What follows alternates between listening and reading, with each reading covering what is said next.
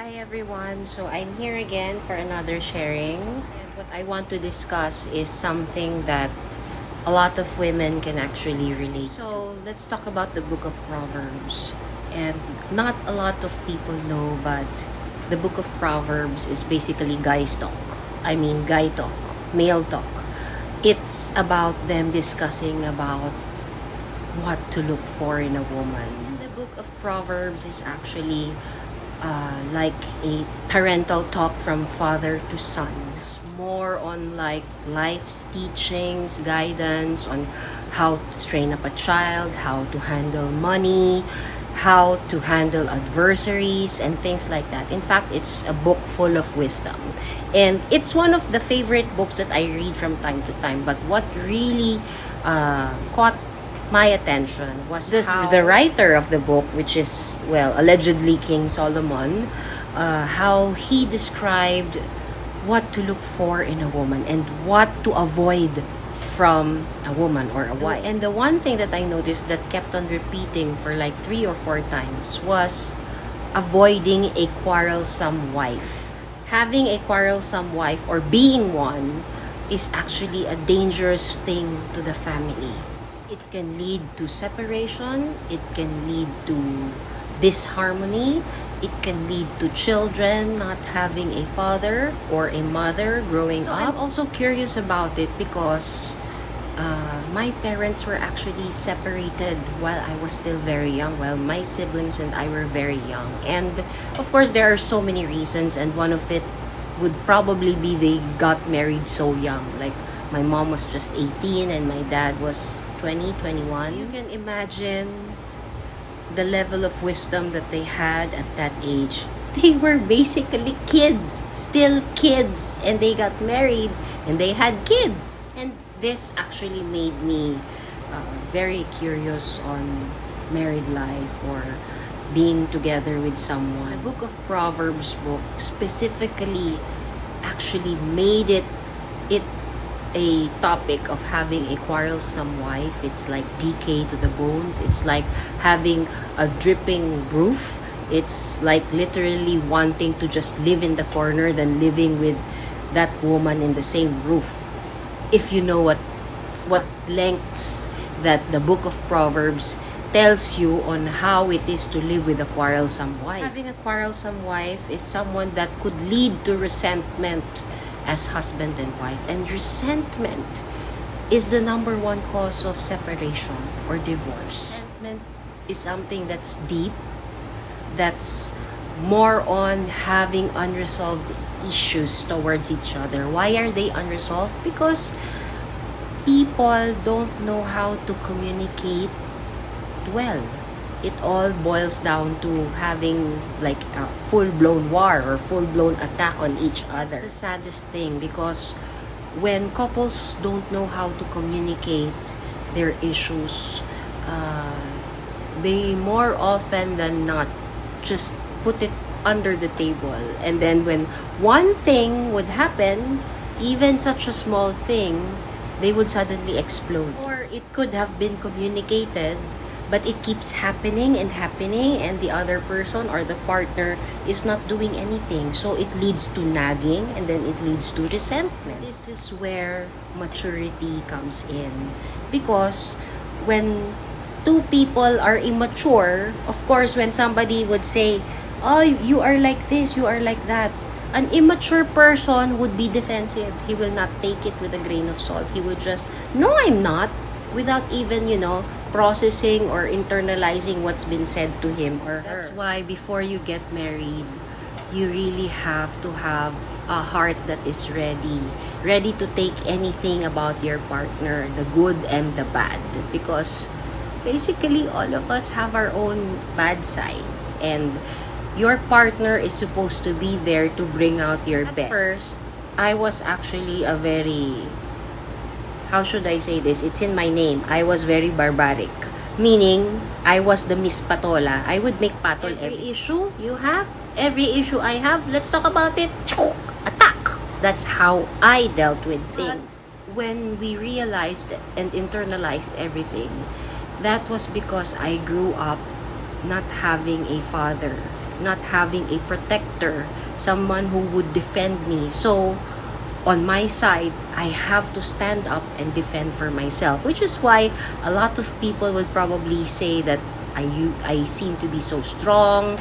I have this facade that's so hard or probably even mean. It's because of how I grew up. I didn't grow up with a father, or neither did I have a father figure who could guide me and protect me through the years. So, even in my car, one of my colleagues was shocked na meron akong tubo sa sasakyan. And that's because I'm the only one driving. I don't have a yaya, I don't have a bodyguard, and when I drive at night, sometimes I go home at 1 or 2 a.m. Because of work or because of some things that I had to finish or because of the business. I have to protect myself. So I didn't realize that having Jojo in my life, it's like God telling me that okay na, you don't have to fight for anything, or somebody's going to defend you already in whatever happens or in whatever that's going to happen.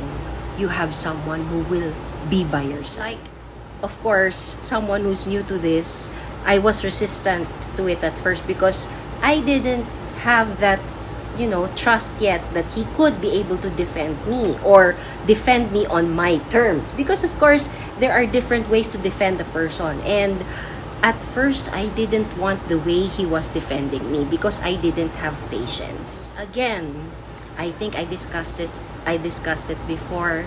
You have to look for someone who is spiritually mature, because I'm so thankful that Jojo is one. He is my spiritual leader actually, and he guided me through all these things, and eventually I was able to learn how to trust him.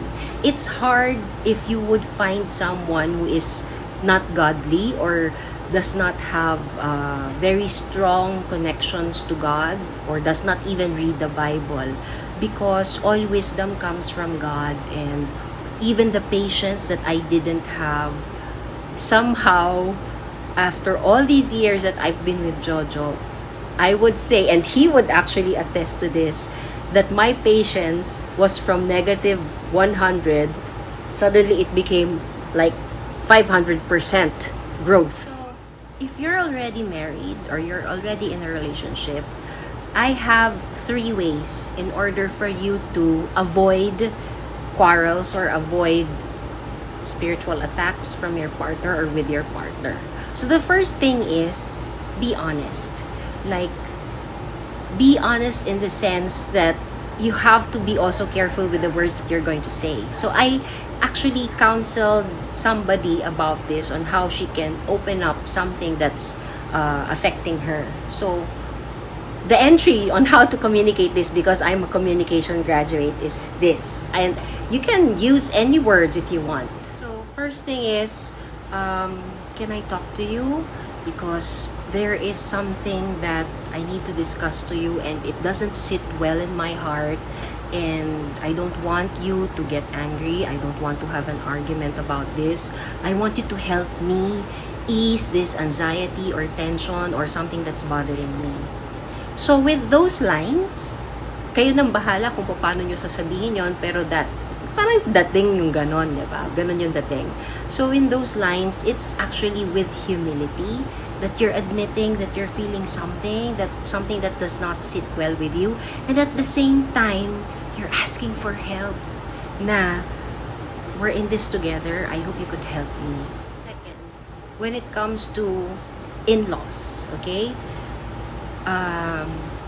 I've always been like this, even to my ex-fiance, that if I have issues with his family, I would tell it to him and he'll be the one to take care of it. In the same way, if he has issues with my family, he would tell it to me and I will handle it. We don't go direct to our in-laws. So, in the same way with Jojo, that's the practice that we have. I don't go directly to his in-laws, and at the same time, he doesn't go directly to mine.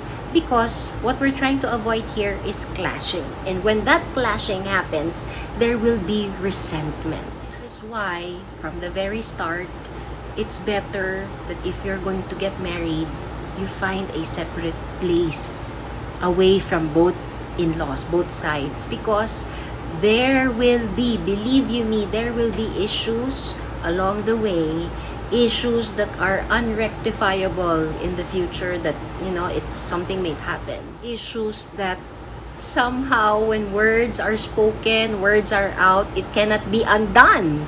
So kami ni Jojo, even if we started out with just one small unit or one small condo unit, we were fine for as long as it was just the two of us. This also came from experience, because when we were young, we were either in my lola's house, mother's side, or lola's house, father's side. And it never worked.